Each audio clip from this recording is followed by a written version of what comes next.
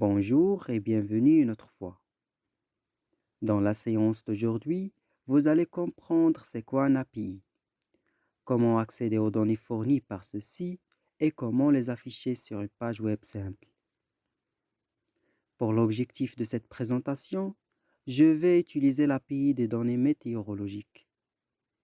Je suis confiant qu'on a beaucoup de fournisseurs de ce type de données sur Internet, mais je préfère utiliser celui offert par Open Weather Maps à cause de sa gratuité et parce qu'il ne prend pas beaucoup de temps pour l'intégrer dans une application web. Alors, on commence. Première chose à faire est de visiter le site web openweathermaps.org. Sur la page d'accueil, vous pouvez noter qu'on fait la publicité pour l'application de météo portant le même nom. Mais vous êtes intéressé plutôt par l'API. Donc, je vais tout de suite vers l'onglet qui dit API. Pour me débarquer sur cette deuxième page, sur laquelle on a listé plusieurs API qu'on peut utiliser. Quelques-uns sont disponibles gratuitement, tandis que d'autres sont payants. Je vais choisir le premier qui va me laisser accéder aux données actuelles de la météo. Et je clique sur API Docs pour accéder à la documentation. Une fois sur cette page, vous allez marquer la présence de cette URL avec quelques mots-clés s'agissant comme des espaces réservés. Le premier doit être remplacé par la latitude de l'endroit auquel on veut récupérer les données. Le deuxième est pour la longitude. Et le dernier s'agit de l'API Key. Ceci, on ne l'a pas encore. Pour obtenir une clé API pour ce service, il suffit de créer un compte OpenWeatherMaps ou se connecter si vous en avez déjà un. Je vais utiliser un compte que j'ai déjà créé auparavant et lorsque je suis connecté, ça me dirige vers la page montrant la clé API personnelle. Je la garde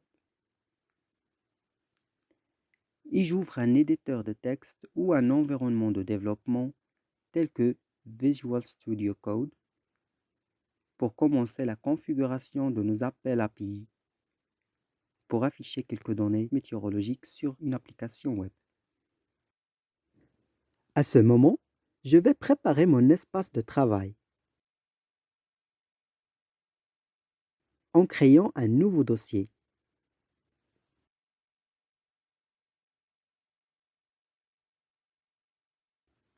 Je le donne un nom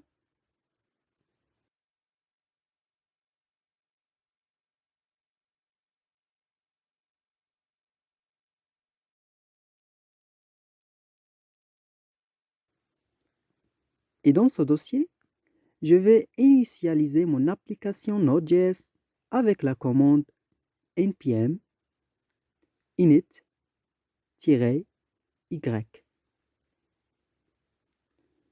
Ensuite, vous voulez créer un simple serveur avec le module Express.js. Donc rapidement, je vais installer Express avec la commande npm install express-save.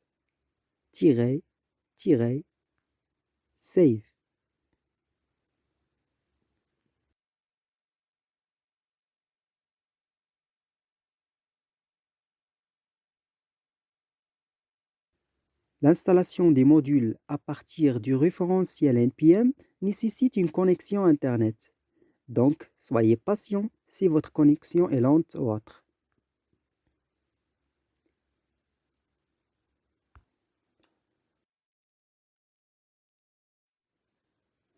Ensuite, vous allez créer un nouveau fichier sous le nom index.js.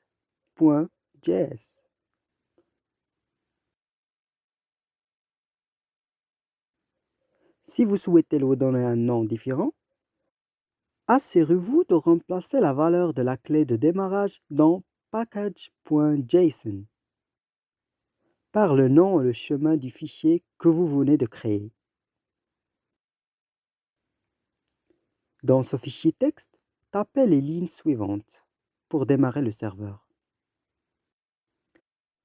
Premièrement, importez Express et assignez-le à la variable Express.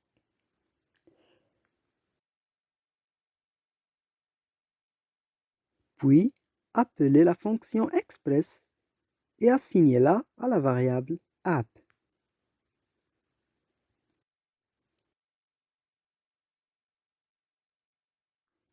Maintenant, vous êtes prêt de lancer le serveur en appelant la fonction listen. Donc, app.listen 3000. Ça va être le port de mon serveur. Et une fonction de rappel pour confirmer le fonctionnement du serveur.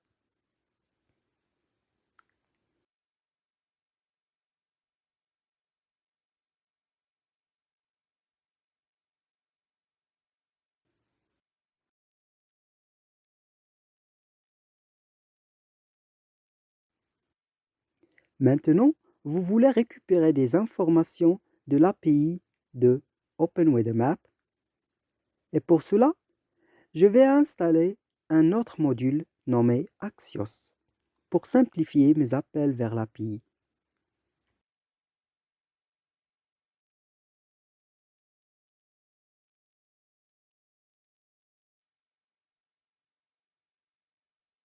Dans le terminal, tapez npm install Axios.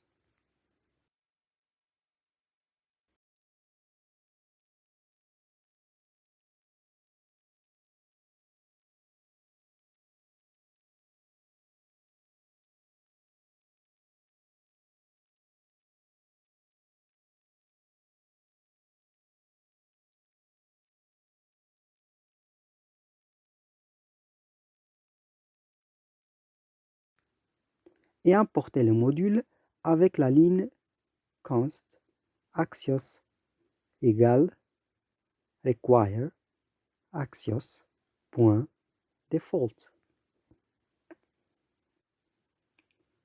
Après, définissez des variables pour les coordonnées géographiques d'un point de votre choix pour obtenir l'état actuel de la météo à cet endroit.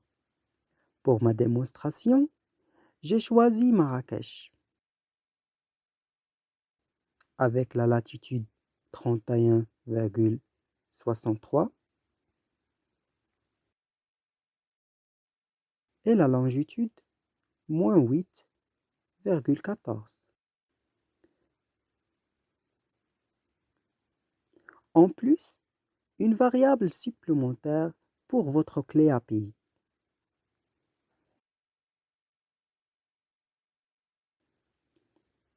Notez bien que pour une version de production de votre application, évitez de stocker votre clé API à la vue de tous. Pour contourner ça, je suggère de le stocker en tant que variable d'environnement à l'aide d'un module comme .env ou autre. Lorsque vos variables sont définies, vous pouvez faire votre premier appel vers l'API pour recevoir des données. Dans ce but, tapez app.get/ pour obtenir l'information dès que vous ou un utilisateur visite votre serveur.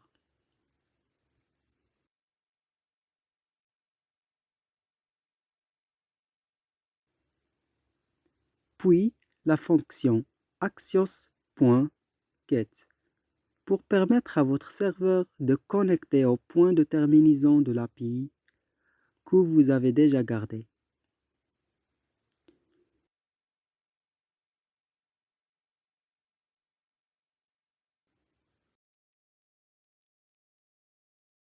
Puis, choisissez ce que vous voulez faire avec la réponse de l'API.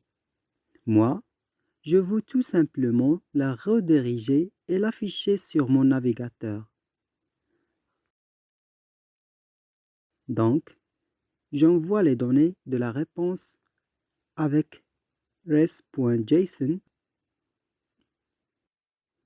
puisque les données reçues de l'API sont en format JSON par défaut.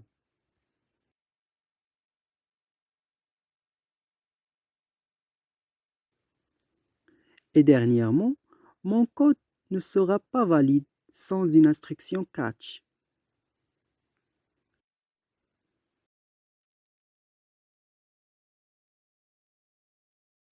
Et j'afficherai simplement le message d'erreur au cas il y en aurait un.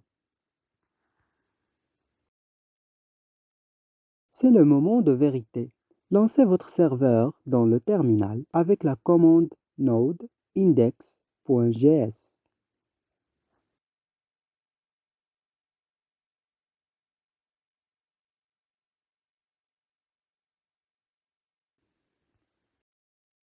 Et visitez l'URL localhost 3000.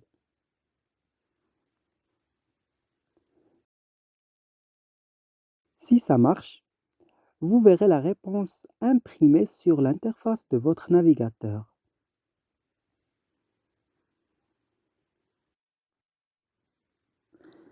Je sais que les données du fichier JSON affiché à ce moment peuvent être incompréhensibles pour vous à première vue.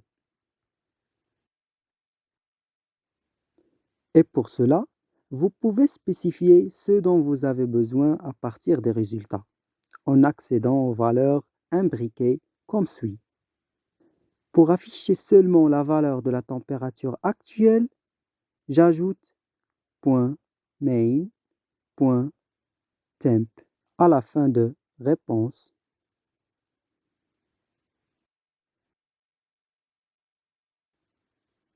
Je redémarre mon serveur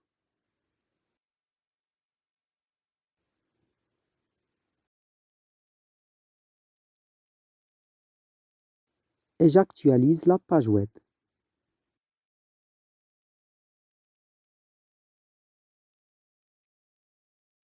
Et voilà la température en Fahrenheit.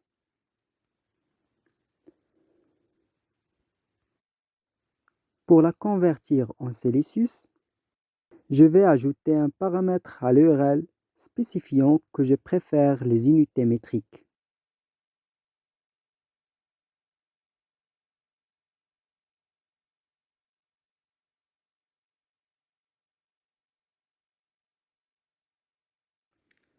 Et voilà, ça dit 20,29. C'est chaud, n'est-ce pas? Merci de rester jusqu'à la fin. Comme d'habitude, j'espère que vous avez appris quelque chose de nouveau. N'oubliez pas de s'abonner à la chaîne YouTube. Aimez cette vidéo si elle vous a aidé et partagez-la avec vos proches. Au revoir.